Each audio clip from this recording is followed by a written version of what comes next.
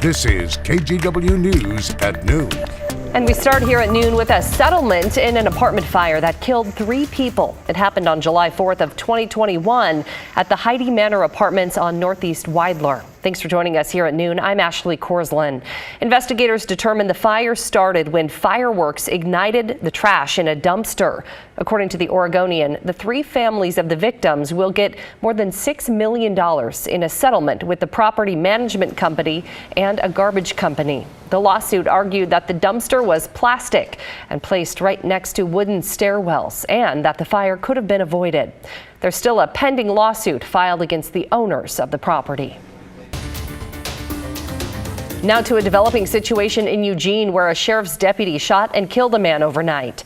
The fire department had requested help while dealing with what they called a combative male. When deputies got there, they say the man appeared drunk and was holding a gun. The Lane County Sheriff's Office says a deputy shot the man when he refused to drop the gun and move towards the deputies. Well, the weapon turned out to be a realistic-looking pellet gun. The deputy involved is now on administrative leave, which is standard procedure. In Idaho, jury selection is expected to wrap up today in the trial for a mother accused of killing her children. Lori Vallow is charged with murder, conspiracy to commit murder, and grand theft in connection to the deaths of her 2 children and her husband's late wife, Tammy Daybell. Jurors selected today will enter what's expected to be an 8-week trial. I mean, I can only imagine that it's going to be it could be a very difficult case for many of them. You know, you have 2 children and their mom on trial, 2 children who have been murdered. Their mother is, on trial for it. That in and of itself is very difficult to understand. But the nature in which these children died and which they are going to learn about is going to be very difficult for them to understand as well. So the mental health component is very real. Lori Vallow's husband, Chad Daybell, is also charged in the crimes. They are being tried separately. Opening statements in Vallow's trial are set to begin on Monday. A nonprofit that runs an affordable housing complex in Portland is tearing it down to build new units. But some tenants say they're struggling to find other housing options. Right now, most units at La Hacienda off Southeast 72nd Avenue are empty. The nonprofit Relay Resources gave out 90-day relocation notices back in December. The move-out deadline for tenants was March 31st, but some tenants still haven't left. The nonprofit insists that it's worked with tenants to find another affordable place for them to live, but the few remaining residents say they're fearful they could end up in worse housing or with none at all. An eviction on the record, that would hinder my ability to get any kind of housing whatsoever. The nonprofit also gave residents up to $4,500 in financial support to find a 3-bedroom unit. The remaining tenants say they need more money than that. Relay Resources officials have said legal action is on the table, but they hope to help the few remaining residents move out amicably.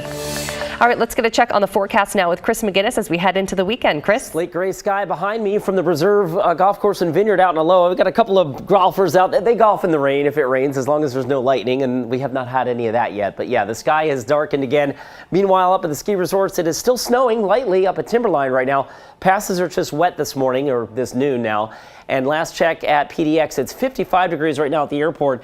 And our sky camera on the Wells Fargo camera here indicating maybe some light rain moving in over Portland. It hasn't gotten to the airport yet, but it is certainly raining outside our studios now. So the showers that took a break through the mid-morning hours have returned. It's raining pretty steadily right now on the east side of Salem through central Marion County, western Clackamas County as well. And the progress that these have made over the last couple of hours, you can see a steady track off to the north and east. So with this in mind, northeast Portland, Vancouver, you're going to continue to get wet here over the next 2 or 3 hours. And then as we go towards the late afternoon, Ashley, I still think we have a chance to see some sun breaks today, but the temperatures still aren't going very far. We're going to shoot for a high today of about 58.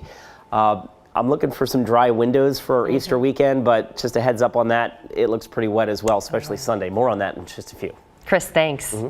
Nurses at Legacy Mount Hood Medical Center in Gresham have voted to unionize. The move comes after Legacy closed its birthing center at that facility in March, even though it didn't have approval to do that from the state. A supermajority of nurses voted yesterday in favor of joining the Oregon Nurses Association, which represents hospitals and clinics around the state.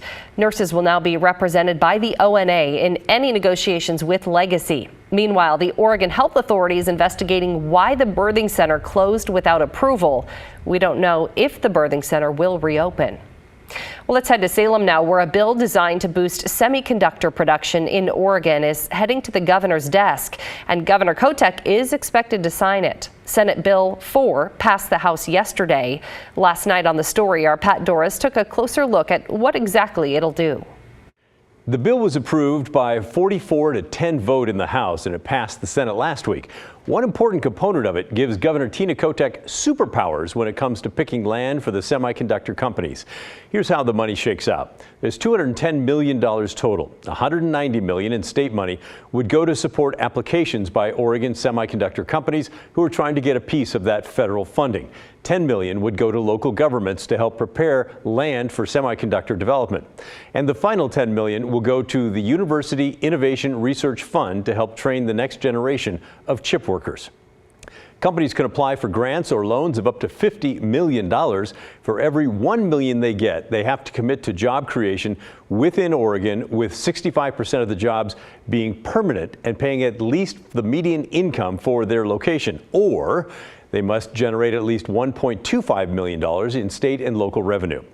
And here are the details on that superpower for Governor Kotek, by the way. She will be able to issue an executive order and move a plot of land that is outside the urban growth boundary into the boundary. Now, that boundary is important because it's what limits growth on the outside edges of cities and towns in Oregon. She'll be able to do that with up to 8 sites. She'll have to take public comment for each site, and the power lasts only until the end of next year. Some of you may be thinking that surely something like this involving land use laws would be challenged in court if it becomes law.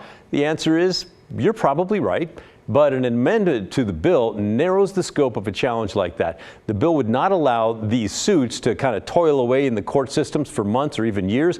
Instead, they're fast-tracked. They head straight to the Oregon Supreme Court, which basically means if you're going to challenge the governor after she picks a plot of land, you get one chance to fight in the state's highest court. It's worth also noting that one of the co-chairs of the legislature's Committee on Semiconductors previously told us that despite the governor's superpower, land will not be taken from a farmer who does not want to sell. So on that front, we'll have to wait and see.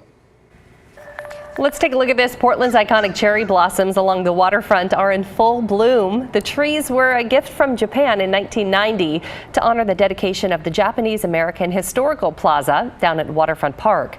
We talked with one visitor who came all the way from Southeast Alaska to see the trees. My purse is actually from Animal Crossing, and then the cape is from a game that I love to play. It's called Sky, Children of the Light. And then when the cherry blossoms bloomed, I was very excited about that, so I wanted to wear it out here. But unfortunately, it's very rainy today. Oh, yes, it is. The blossoms are a little late this year, but they should be around for another week or so if you want to go check them out.